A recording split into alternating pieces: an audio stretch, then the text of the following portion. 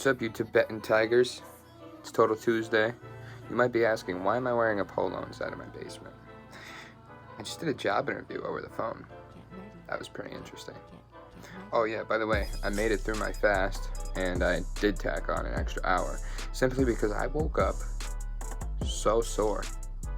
I've never been that sore after a workout or anything before, and I think that had something to do with not recovering properly with food.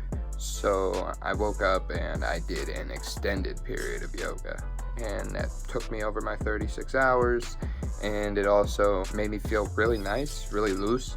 And so I just said, all right, I'll stick it out for another one. I had some overnight oats, nice little protein shake, and I feel great right now. I hit the reset button, which means no more sugary nonsense, no more cake, no more ice cream, no more pizza. Right back to the diet that I typically was on.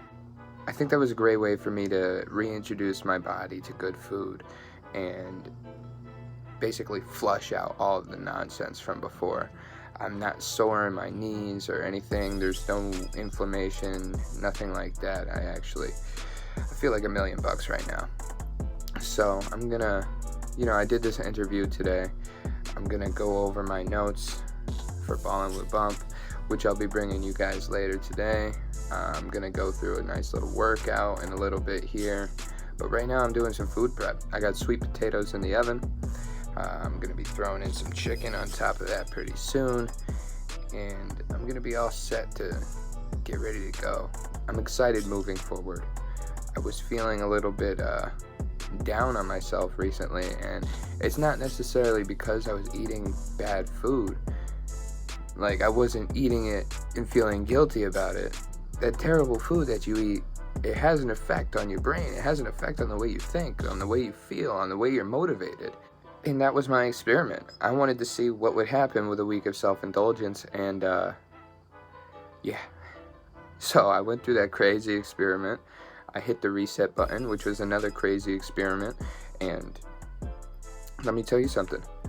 Was it a challenge? Not in the beginning. It wasn't a challenge until about the 24-hour mark. Last night I was watching my Patriots put the beat down on the Jets, and I got these cravings, I think. I think those were cravings. But regardless, I didn't need food. Like, I woke up this morning and I thought, oh, sweet, I get to eat today. Once 9 o'clock rolled around, I didn't really want to. It was a non-factor to me. Just drinking a whole bunch of water, no coffee, no tea, nothing like that. I felt fine besides the soreness, but that's because I went really hard in this workout yesterday, and I don't think you're supposed to do that while you're fasting. But you're supposed to challenge yourself as a human being. You're supposed to see what you can endure. You're supposed to find out who you really are through challenges, through hard times. I didn't complain about it once, then that's the way it goes. You want to make things harder for yourself, start complaining about it. You ingrain in your mind that, oh wow, I can't do this. I can't do this. You can do anything. Just go for it. You set a goal, you attack it, you go right after it. At first I thought, maybe this will be kind of hard, but I wasn't even thinking about eating because I set that goal in my mind. Moving forward, I'm going to experiment with prolonged fasting a little bit more. This was just a way for me to introduce that idea to my body for 36 hours. I've done intermittent fasting for a long time, 16 hours on and off, but that was my longest fast. The only thing I think I'll do differently during it is change the way that I work out. Maybe go for a walk rather than a run, or just stick to yoga, something along those lines. However, I made it through. I succeeded, and it's time for me to just do things the right way, because if I don't, I'm not going to reach my goal. So then, I got a pretty hefty plate to eat today, and yeah,